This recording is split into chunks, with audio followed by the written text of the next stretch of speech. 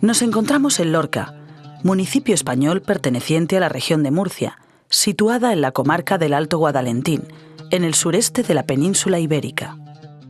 Resulta curioso que al reseñar los monumentos que son seña de identidad en Lorca, se nombre su castillo, la iglesia de San Patricio, la plaza monumental de España, el Palacio de Guevara y nadie pronuncie nunca la presa vieja de Puentes, donde se ha conservado íntegramente la estructura de esta obra del siglo XVIII, ni la presa de Valdeinfierno, hitos estos que trascienden los límites regionales y nacionales.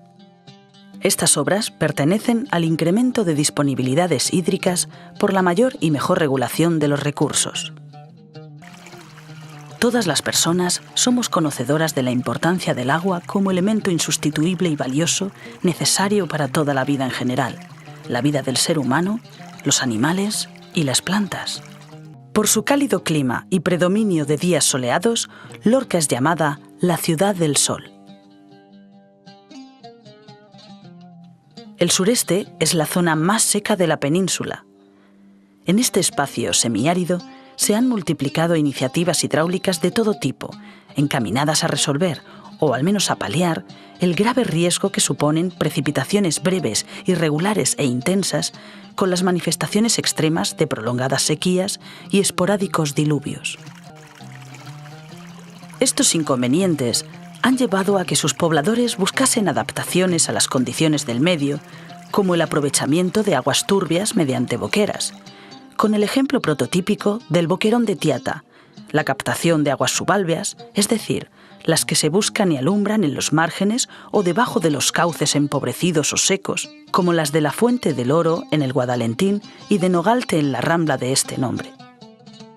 Y junto a ellas han crecido también grandes proyectos y realizaciones hidráulicas, los hiperembalses del siglo XVIII de Puentes II y Valdeinfierno, tercera presa de Puentes, y asimismo, con repercusión en el ámbito de referencia, Mancomunidad de los Canales del Taivilla o Acueducto Tajo Segura. Lorca posee una cultura del agua muy rica, diversa e innovadora, precisamente porque es la cultura de la escasez, robustecida y profundizada por el agobiante reto de la aridez. En ninguna otra ciudad se producen aprovechamientos de aguas claras perennes y turbias eventuales, con la temprana movilización de caudales subterráneos mediante múltiples y variados sistemas de captación de agua, presas subalveas, norias de sangre, etc., a los que se han añadido en los últimos años la reutilización de aguas depuradas y procesos de desalobración y desalinización de agua marina. La presa de Puentes se halla situada en el río Guadalentín y tiene por finalidad mitigar los efectos de las riadas. Los pantanos de Puentes y Valdeinfierno marcaron un jalón en la historia hidráulica europea, no solo como antecedentes obligados de las grandes presas actuales, sino por la introducción del concepto de hiperembalse y del esquema embalse contra embalse de Valdeinfierno y Puentes. Frente a los 3,7 hectómetros cúbicos del famoso pantano de Tibi, el mayor de los existentes hasta entonces, las capacidades proyectadas para Valdeinfierno y Puentes subían a 29,5 y 52 hectómetros cúbicos respectivamente.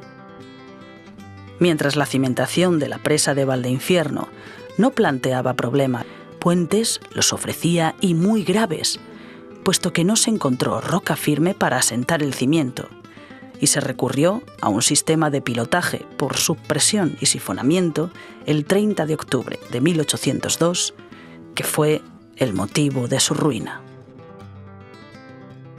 Valdeinfierno quedó pronto inutilizado y Puentes ocasionó la mayor catástrofe de la historia hidráulica española, con 608 víctimas e inmensos daños económicos.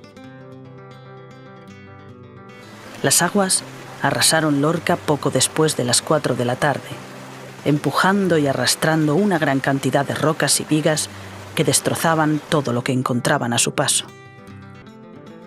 El desastre de Puentes trajo consigo la creación de los estudios de la Inspección General de Caminos o estudios de hidráulica del Buen Retiro, origen de la futura Escuela de Ingenieros de Caminos y Canales.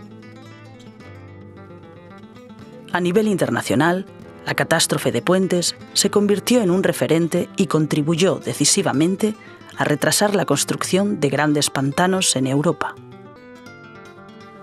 En el estrecho de Puentes quedó comprometido el futuro de las grandes presas y se abrió paso definitivamente gracias al esbelto dique decimonónico que durante más de 100 años, hasta su reciente sustitución por el nuevo embalse en el año 2000, reguló en beneficio del regadío lorquino la turbulenta cabecera del Guadalentín. En palabras de Maurice Fardet, el río más salvaje de Europa.